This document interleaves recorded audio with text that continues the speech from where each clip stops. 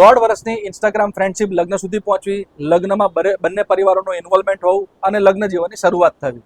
ત્યારબાદ દીકરીને ખબર પડે છે કે પોતાના હસબન્ડના ઘણા બધા ઇન્ડિયામાં અફેર્સ છે અને આ બધી વાતની જાણ એ પોતાના પેરેન્ટ્સને કરે છે.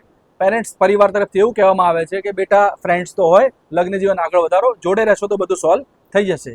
1.5-2 વર્ષની સ્ટ્રગલ ફૂલ રિલેશનશિપ બાદ આ લોકોને ઓસ્ટ્રેલિયાના વિઝા મળે છે અને ઓસ્ટ્રેલિયા આ લોકો મૂવ થાય છે.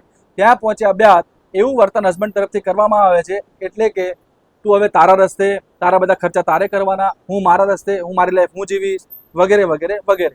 ત્યારબાદ એક દિવસ એવું પણ કહેવામાં આવે છે કે તું શું મારી જોડે ફરફર કરે છે, તારે ઘરે રહેવાનું, મારી જોડે ફરવાનું નહીં.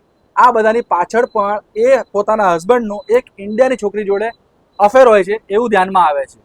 ત્યારબાદ એક દિવસ હસબન્ડની સગી બહેન પણ ઓસ્ટ્રેલિયા મૂવ થાય છે, further studies or something like that, અને એ પણ આ લોકોની જોડે જ રહેવા લાગે છે.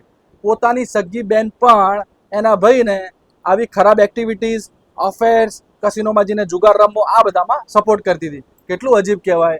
એક દિવસ આ બધા જ કસિનોમાં ગયા હોય છે, ત્યાં આગળ હસબન્ડ પોતાની વાઈફને બહુ જ ખરાબ રીતે મારે છે અને ડોમેસ્ટિક વાયોલન્સનો કેસ લાગી જાય છે. ત્યારબાદ કોમ્પ્રોમાઇઝ કરીને એ લોકો જોડે રહે છે ફરીવાર. એક દિવસ દિવાળીના દિવસે ગેટ ટુગેધર હોય છે, ઓસ્ટ્રેલિયન્સ પણ હાજર હોય છે. ત્યાં આગળ ફરીવાર બહુ જ ખરાબ રીતે હસબન્ડ દ્વારા પોતાની પત્નીને મારવામાં આવે છે. એટલો બધો મારવામાં આવે છે કે 2 દિવસ હોસ્પિટલમાં એડમિટ થવું પડે છે. વિચાર કરો, એ છોકરીનું કોઈ પણ સગાવાળું ઓસ્ટ્રેલિયામાં હોતું નથી, કોઈ જ ખબર પૂછવા જતું નથી. કેટલું ખરાબ ફીલ થાય, તમે સમજી શકો છો. અને એ હસબન્ડને લોકઅપમાં પૂરી દેવામાં આવે છે. લોકઅપમાંથી છોડાવવા માટે હસબન્ડના માતા પિતા છોકરી ઉપર પ્રેશર ક્રિએટ કરે છે. બેટા અમે અમારા છોકરાને સમજાવીશું, તું કેસ પાછો ખેંચી લે, વગેરે વગેરે વગેરે. પણ દીકરીનું એવું કહેવું કે મને માથાના વાળ પકડીને આખા ઘરમાં ઘસડીને એટલી બધી મારવામાં આવી હતી કે 2 દિવસ મને એડમિટ કરવી પડી. હું કેવી રીતે કેસ પાછો લઉં? તેમ છતાં બંને ફેમિલીને ઇન્વોલ્વમેન્ટથી કેસ સોલ્વ કરે છે. બંને જણા પાછા જોડે રહેવા લાગે છે. દીકરી એવું વિચારે છે કે હું બાળકો લાવીશ તો મારા લગ્ન જીવનમાં કંઈક નવી રોશની આવશે અને બધું સારું ધીમે ધીમે થઈ જશે. જેવા જ બાળક પ્રાપ્તિ માટેના સમાચાર આવે છે, હસબન્ડનો બિહેવિયર બહુ જ ખરાબ ચેન્જ થઈ જાય છે. બીજા બધા એક્સ્ટ્રા મેરિટલ અફેર બહાર આવે છે. એકની જગ્યાએ 2 જોબ કરવા લાગે છે. બને એમ એ પોતાની પત્નીથી દૂર રહેવા લાગે છે. એક દિવસ બધા અફેર્સની જાણ થાય છે અને એટલો બધો ખરાબ ઝઘડો થાય છે કે હસબન્ડ અને એની બેન બંને જણા ભેગા થઈને એ છોકરી, એ પત્નીને એટલો બધો મારે છે કે એને 2 દિવસ હોસ્પિટલમાં એડમિટ કરવી પડે છે. અને સવારે 11 વાગે એને ઘરની બહાર કાઢી મૂકે છે.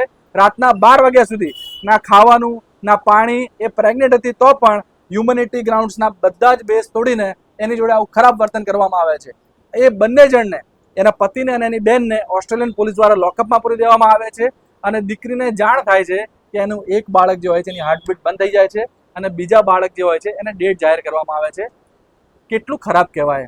એક છોકરી ઉપર આ જે ટ્રોમા કહેવાય, આને ટ્રોમા કહેવાય. અને એ છોકરીને ઓસ્ટ્રેલિયન ગવર્મેન્ટ દ્વારા ફાઇનાન્શિયલી હેલ્પ કરવામાં આવે છે, અબોર્શનની હેલ્પ કરવામાં આવે છે.